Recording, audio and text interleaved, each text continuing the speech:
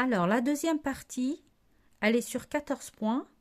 Donc, exo 1 sur 5 points et l'autre partie. Donc, je vais voir.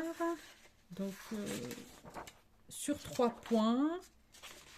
Et on a l'exercice sur les fonctions sur 6 points. Donc, on va commencer par l'exercice numéro 1. Donc, un maire souhaite végétaliser sa ville. Pour cela, il décide de planter des mûriers platanes dans les différents parcs. Ces arbres sont réputés pour leur qualité d'ombrage et de résistance à la sécheresse. On vous demande de calculer U1, sachant qu'au moment de la plantation, un mûrier platane mesure 1 mètre. On suppose que chaque année, la hauteur de l'arbre augmente de 40 cm. Faites attention aux centimètres. Donc là, j'ai U0 qui est égal à 1 mètre. Et chaque année,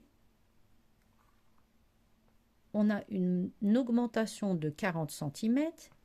En mètres, c'est 0,4. Donc U1 sera égal à 1 mètre plus 0,4. L'augmentation, la hauteur va augmenter de 40 cm. Quelle sera la hauteur de l'arbre 2 années après sa plantation? Donc, une année après sa plantation, on aura 1,40.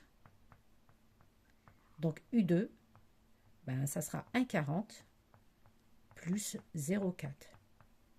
Et on aura 1,80.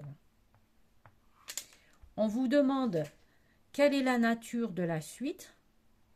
Donc, je vois bien que U3 sera U1 plus 0,4. U4 sera égal à U3 plus 0,4. Donc, on peut confirmer que UN plus 1 sera égal à UN plus 0,4. Donc là, on reconnaît une suite arithmétique de raison 0,4 et de premier terme U0 qui est égal à 1 mètre. On vous demande de donner l'expression UN en fonction de n, rien de plus simple. Donc l'expression, le terme général d'une suite arithmétique s'écrit sous la forme UN est égal à U0 plus n fois R. Donc UN ici sera égal à 1 plus n fois 0,4. Au bout de combien d'années le mûrier atteindra-t-il 9 mètres de haut? Donc ça, vous avez deux choix. Ah, mais vous n'avez pas la calculatrice, pardon. Donc vous devez faire un calcul. Donc vous allez résoudre une équation. Donc ça, c'est la question 4. Donc vous allez vous demander dans quel cas, à quel moment, UN sera égal à 9. Et vous devriez chercher la valeur de n qui correspond à 9. Donc on va résoudre cette équation 9 qui est égale à 1 plus n fois 0,4. Donc n moins 1, 8, égale à n fois 0,4. Et si je divise pour avoir n, je divise par 0,4. Donc j'aurai 8 divisé par 0,4 égale à n. Donc pour ceux qui ont du mal, donc je vais vous mettre un petit calcul facile, une petite façon de retrouver vos calculs facilement. Donc là, 8 sur 0,4, vu qu'on n'a pas la calculatrice, égale à n. Donc je vais mettre 8. 0,4 c'est 4 fois 0,1.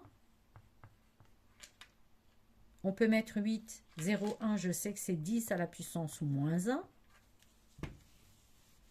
8 divisé par 4, 2 sur 10 moins 1. Et je sais que si je bascule le 10 moins 1 au numérateur, ça devient 10. Donc j'ai 2 fois 10 à la puissance 1 et donc 20. Donc au bout de 20 années, notre arbre atteindra les 9 mètres de hauteur. Partie 2. Partie numéro 2. Donc, au moment de la plantation, l'arbre possède un tronc et 2 branches. Un an après la plantation, on observe 4 nouvelles branches. Donc, il y a les 2 branches qui vont chacune se multiplier par 2. 2 ans après la plantation, on observe 8 nouvelles branches. Chaque année, le nombre de nouvelles branches double, comme représenté sur le schéma ci-dessous. Donc, faites attention au nombre de branches totales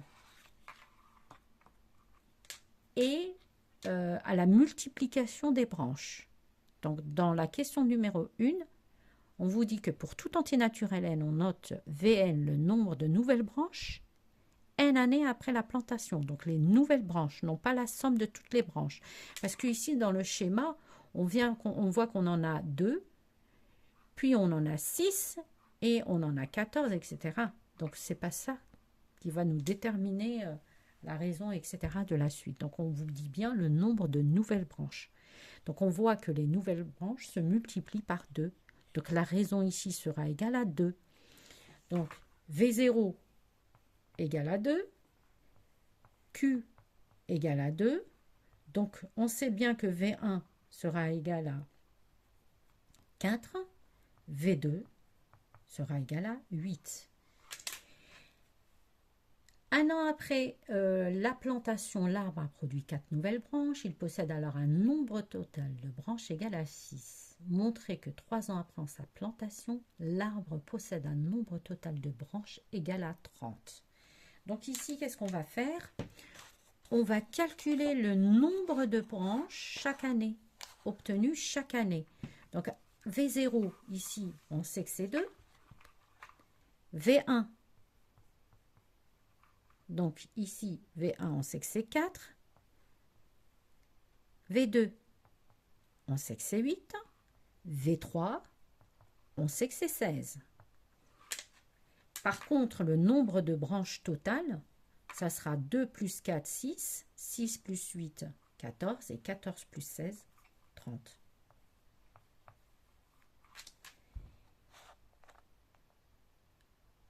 On donne le programme ci-dessous écrit en langage Python. Rappelle que InRangen permet de répéter n fois un ensemble d'instructions.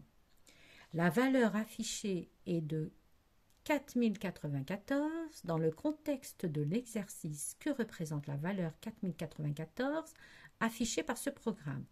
Donc, si vous remarquez bien, ici, on a V égale à 2.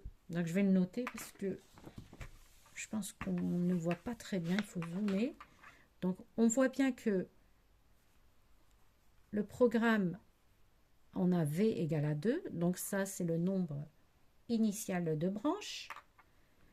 Total égale à 2. Donc, l'année 0, donc on a 2 branches. Le total de branches, c'est bien 2. Si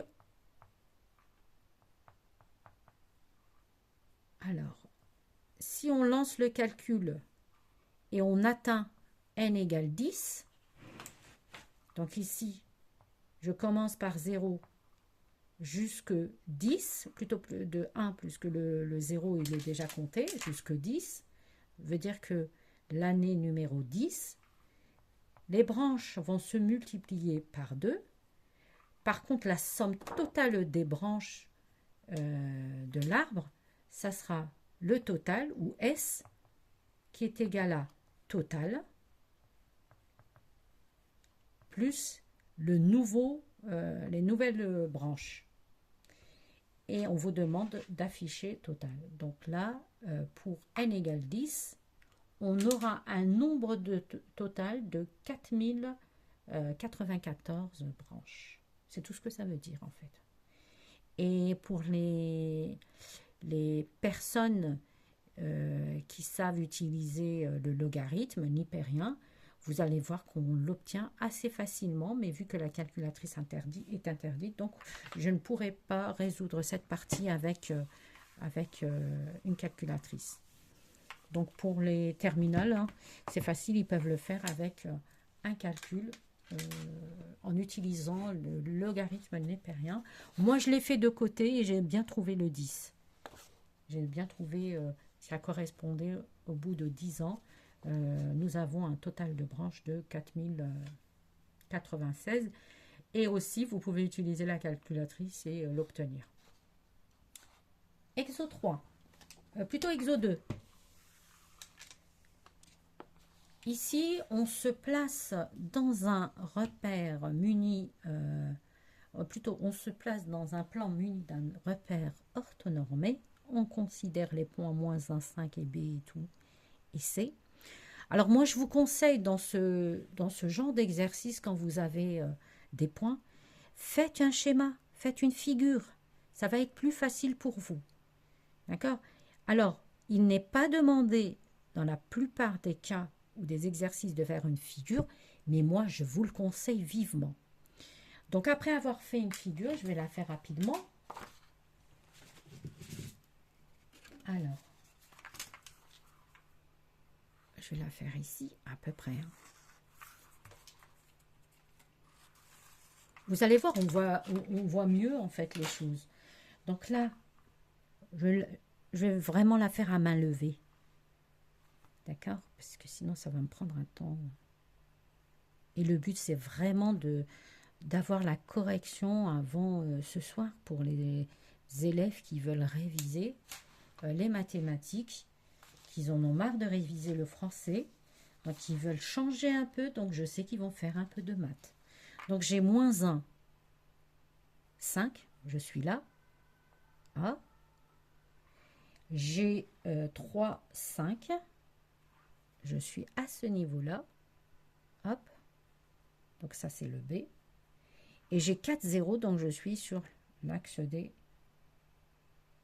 abscisses. Donc je vais tracer mon petit triangle. Pourquoi pas? Il n'est pas demandé de le tracer, je vous le dis bien. Hein. Puis moi, je le fais. Hop. On a l'impression que ça... Non, il n'est pas rectangle. Je me trompe. Il n'est pas rectangle. Bon, moi, je l'ai fait à main levée, mais il se peut qu'il soit rectangle. Hein. Donc, je vais enlever ça. Hop. Donc, on vous demande de calculer les coordonnées des vecteurs AB et AC. Rien de plus simple. Alors, pour les élèves qui l'ont fait sur une feuille, sur le cahier, je voudrais bien savoir s'il est rectangle ou pas. Ou bien, je vais le refaire après. Hein, ne vous inquiétez pas. Donc, je poste directement la solution sans l'avoir fait au préalable. Mais pour les élèves qui le font, il me semble qu'il peut être rectangle. C'est pas grave, donc j'ai xb moins xa, yb moins ya. Le vecteur AC de même, xc moins xa. Vous notez tout pour avoir des points. Soyez généreux. Ils vont être généreux avec vous aussi. Hein. Donc AB, les correcteurs vont être généreux. Alors XB, j'ai 3.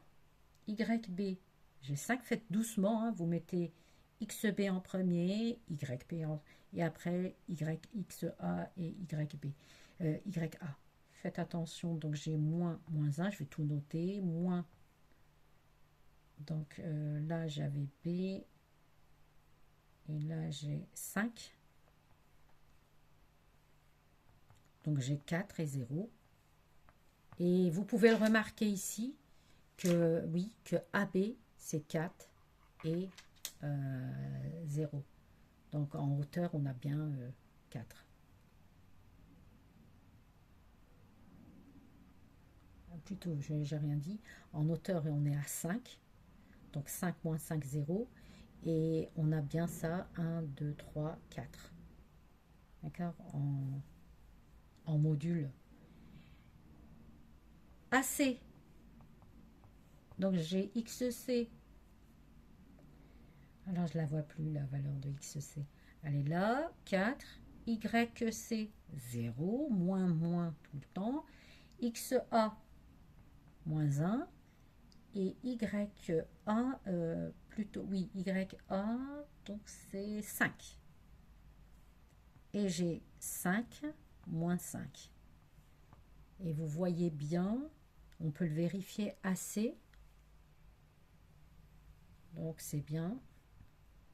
Donc là, on a bien 1, 2, 3, 4, 5. Et là, on a bien moins 5. Donc on peut le vérifier avec la figure. Si vous avez fait une figure, pas à main levée comme moi, mais une figure exacte. On vous demande d'en déduire la valeur du produit scalaire, pardon, ABAC. Rien de plus facile. Donc le produit scalaire de AB fois AC est égal à, je vais vous le mettre ici, XAB fois XAC plus YAB fois YAC. C'est la formule.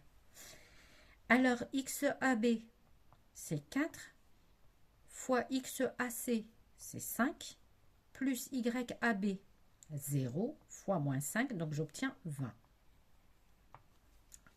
On le retient bien. On admet plutôt montrer que le AC égale à 5 racines de 2. Donc ici, on vous demande le module de AC. Donc j'avais calculé AC, les coordonnées de AC, le module de AC, par définition, c'est la racine carrée de XC moins XA le tout au carré plus YC moins YA le tout au carré. Et donc on avait trouvé 5 et moins 5, donc ça sera 5 au carré plus 5 au carré sous la racine carrée. Donc j'obtiens 2 fois 25, qui est égal à 50. Donc je ne vais pas écrire ça. Alors il faut que je fasse attention, parce que j'aurai besoin, il me semble, de tout ça. Alors 2 fois 25, 25 c'est 5 fois 5, ou 5 au carré. Et on fait sortir le 5 au carré sous la racine carrée. Elle s'envole, le carré et la racine carrée s'envolent. Donc j'obtiens 5 racines de 2. Et c'est bien le module de AC. On admet ici dans cette partie que AB égale 4. Et c'est vrai parce que on l'a vu tout à l'heure que AB était égal à 4. Et on vous demande d'écrire l'expression permettant de calculer le produit scalaire en fonction de l'angle qui se trouve entre AC et AB. Donc, ABAC, l'angle A, il s'agit de cet angle-là. D'accord, de sommet A, pardon, le sommet A.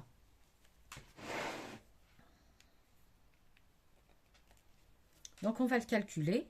Donc, on sait que le produit scalaire d'un côté AB fois AC est égal à module de AB fois module de AC fois cosinus l'angle qui se trouve entre les deux vecteurs ABAC. Donc ça sera ABAC qui est égal à cet angle-là, BAC.